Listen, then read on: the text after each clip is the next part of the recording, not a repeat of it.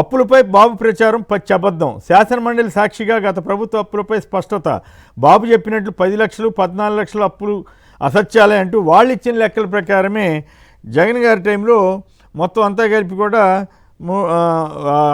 Budget లెక్క అప్పుల ప్రకారం 2,34,000 కోట్లు బడ్జెట్ అప్పులు. అది కాకుండా కార్పొరేషన్ అప్పులు ఇంకో 1,00,000 కోట్లు ఎంతో ఉన్నాయి.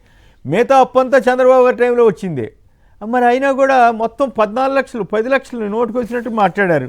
అవును, అదానీ డేటా సెంటర్ ఎట్టకేలకు ఒప్పుకున్న చంద్రబాబు ప్రభుత్వం. ఎప్పటికి కూడా అదానీ గూగుల్ సెంటర్ అని ప్రచారం చేశారు కదా.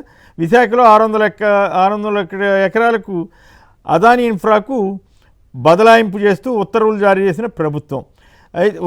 గూగుల్ అనుబంధ సంస్థ రైడన్ లేఖ మేరకు భూమి కేటాయింపు క్రెడిట్ చోరీకి సర్కారు చేసిన ప్రయత్నం విఫలం. అయితే విశేషం ఏంటంటే పాపం ఎల్లో మీడియా ఈనాడు వాళ్ళకి ఇప్పటికి కూడా అది బాధగానే ఉన్నట్టుంది. రైడన్ గ్రూప్కి భూమి ఇచ్చినట్టుగా వాళ్ళు రాసి ఆత్మసంతృప్తి చెందారు. తిలక్ గారు ఏమంటారు? ఈ అబద్ధాలు ఏంటి? అచ్చంగా అబద్ధాల మీద ఇంత ఇప్పుడు రాజకీయ నాయకులు లేదా ప్రభుత్వాలు కొన్ని అబద్ధాలు ఎప్పుడన్నా ఆడతారంటే పోనీ అనుకోవచ్చు అని మన గతంలో కానీ ఇప్పుడు కానీ అసలు అచ్చంగా అబద్ధాల మీద ఆధారపడాల్సిన పరిస్థితి ఎంత దారుణం, ఆంధ్రప్రదేశ్ సమాజానికి ఎంత దుర్గతి పట్టిస్తున్నారు అని బాధ కలగట్లా? చంద్రబాబు నాయుడు గారు ఎన్టీ రామారావు మీద తిరుగుబాటు చేసిన తర్వాత అబద్ధాల పునాదుల మీద ఆయన కోటలు నిర్మించుకున్నారు. అందువల్ల కొత్తగా అబద్ధాలు ఏం చెప్పరండి. ఆయన ఎన్టీ రామారావు మీద తిరుగుబాటు దగ్గర నుంచి అబద్ధాలే చెబుతున్నారు. అది కొనసాగింపే తప్ప మరొకటి కాదండి. ఇంకొకటి ఆర్థిక అప్పులు విషయానికి వస్తే ఆర్థిక మంత్రి గారి స్పీచ్ లో మాట చెప్పారు. ఈ ఆర్థిక పరిస్థితికి రాష్ట్రం ఆర్థిక దుస్థితికి లోనైంది, ఇదంతా వారసత్వంగా మాకు వచ్చిందన్నారు. అదేం అప్పులు ఎక్కువ చేశారు జగన్మోహన్ రెడ్డి అనే మాట వాళ్ళు వదలలేదు. అది వారసత్వంగా రావడం ఏంటి? అంతకుముందు మీరు చేసిన అప్పుల సంగతి ఏంటి, ఇప్పుడు చేస్తున్న అప్పుల సంగతి ఏంటి? అది మాట్లాడు, అది చెప్పరు. ఆర్థిక మంత్రి గారు ఆయన ఆర్థిక శాఖలో ఏం జరుగుతుందో బయట జరుగుతున్న ప్రచారాన్ని ఆయన గమనించి దాన్ని సర్దుబాటు చేసుకుంటే చాలా మంచిదని. ఏం జరుగుతుంది బయట? ప్రచారం ఏం జరుగుతుంది? బిల్లుల్లో ఏం జరుగుతుంది? ఆయన సన్నిహితులు అక్కడ కూర్చొని బిల్లులు క్లియర్ చేస్తున్నారనే ఆరోపణలు వచ్చినాయి కదా.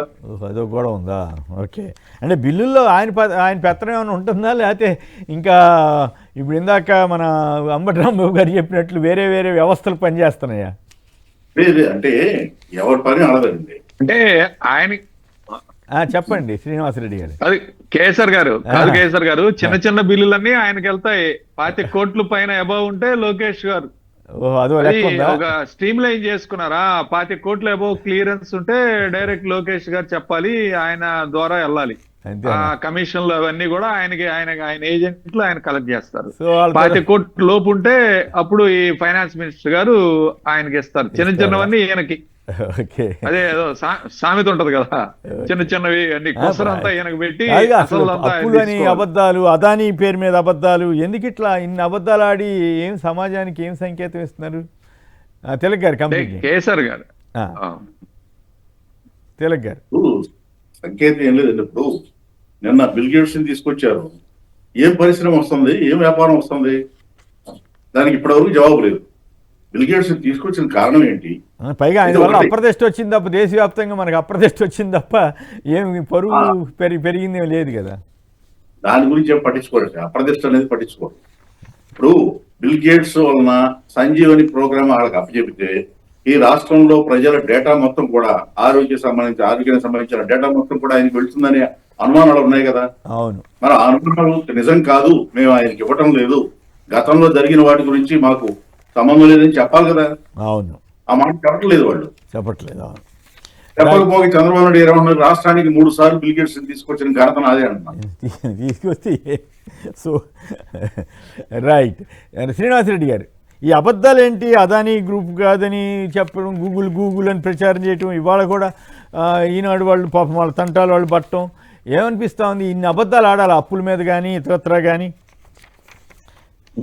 రైడన్, దాని పేరు ఇదిగోండి వాళ్ళు పెట్టారు, రైడన్ డేటా సెంటర్ ఏర్పాటుకు అదనపు భూములంట. అంతే తప్ప ఇది అదానిదని రాయటానికి వాళ్ళకి ఇబ్బందిగా మారిందనమాట. అది సమస్య. అవును, అది కాదు సార్. అబద్ధాలు, అబద్ధపు హామీలు, అన్యాయాలు, అక్రమాలు, వెన్నుపోటు, ఈ 4 పిల్లర్స్ మీదనే ఈరోజు తెలుగుదేశం పార్టీ నిర్మాణం జరిగింది. చంద్రబాబు నాయుడు 2014 ముందు ఎన్ని అబద్ధాలు చెప్పి ఎలక్షన్ లో గెలుపొంది తర్వాత ప్రజలకు ఏం చేశాడో మనకు తెలియదా? అదే మళ్ళీ 2019లో అదే అబద్ధాలు రిపీట్, 2024లో అదే అబద్ధాలు రిపీట్ చేశాడు. ప్రజలు మళ్ళీ ఆశపడ్డారు, ఆశపడి ఓటేశారు. ఇక తర్వాత ఇవన్నీ కూడా ఆయనకి అబద్ధాలు చెప్పి ఆ 4 ఛానల్స్ ఏదైతే 4 పిల్లర్లు ఉన్నాయో తెలుగుదేశం పార్టీ ఆయన అబద్ధాలకి ఈ 4 పిల్లర్స్ పూర్తిగా సహకరిస్తాయి. ఈనాడు, ఆంధ్రజ్యోతి, టీవీ5, అలానే వాళ్ళ యొక్క మీడియా ఏది మహా న్యూస్, ఇలాంటి ఛానల్స్ అన్ని కూడా ఈ ఛానల్స్ మీదనే బతుకుతాడు చంద్రబాబు నాయుడు. పబ్లిసిటీ, అబద్ధాలు. ఈరోజు అప్పులు చేశాం ఆయన స్వయంగా పయ్యావుల కేసు గత అసెంబ్లీ సమావేశాల్లో వైఎస్ఆర్ కాంగ్రెస్ పార్టీ చేసిన అప్పులు అని చెప్పి ఆయనే స్వయంగా 4 లక్షల కోట్లు అని చెప్పి క్లియర్ గా ప్రకటించాడు. ఇప్పుడు మళ్ళీ దాన్ని 10 లక్షల కోట్లు చేశాడు ఈ అసెంబ్లీలో.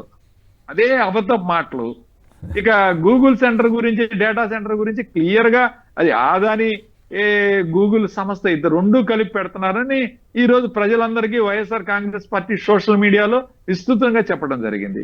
దాన్ని కాదని చెప్పి ఈ రోజు రేడాన్. అది వీళ్ళకి ఏం లేదు, పేపర్లు, మీడియా. ఈ రోజు ఈనాడు, ఆంధ్రజ్యోతి ఖచ్చితంగా ఈ మీడియా వీళ్ళ ప్రచారం అంతా కూడా తీసుకెళ్ళాలి.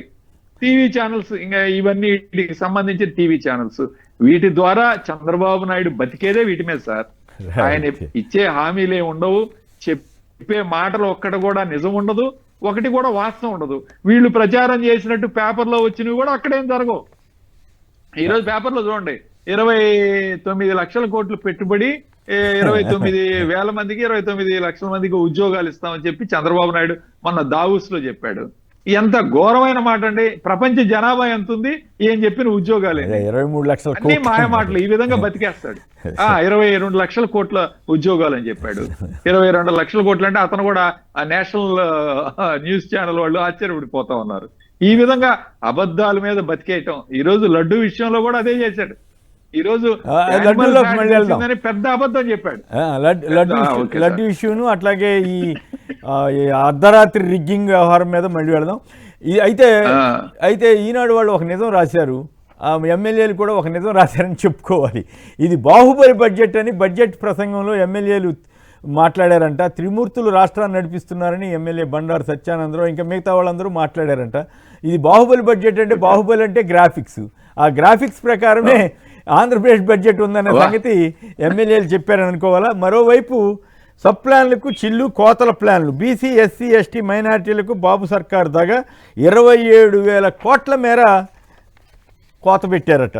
సో ఈ పరిస్థితి కనపడుతోంది. అట్లాగే జల్ జీవన్ మిషన్ అప్పుడు జగన్ గారి టైంలో 3.9 లక్షలు, అట్లాగే 11.9 లక్షల మందికి అట్లా వాటర్ సప్లై చేస్తే ఇంకేముంది నేను అది ఎదరగొడుతున్నానని చెప్పి పవన్ కళ్యాణ్ గారి టైంలో కేవలం 24-25లో 40,000, 25-26లో 1.1 లక్షల మందికి మాత్రమే ఇచ్చారట.